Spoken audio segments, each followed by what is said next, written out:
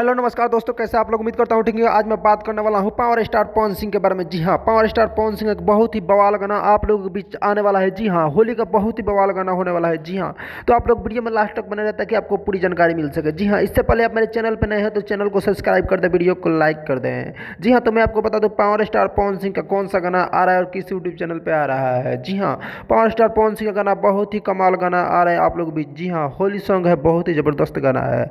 गाने का बोला है अशोक के डलाल का। जी हाँ, बहुत ही ज़बरदस्त संगन है अशोक के डलाल का। जी हाँ, इस गाने को DRS music official YouTube channel पर रिलीज किया जाएगा। जी हाँ, बहुत ही ज़बरदस्त गाना होने होने वाला है अशोक के डलाल का। जी, जैसे कि आप लोग जानते हैं पावर स्टार पवन सिंह का गाना बहुत ही बवाल गाना आते रहता है।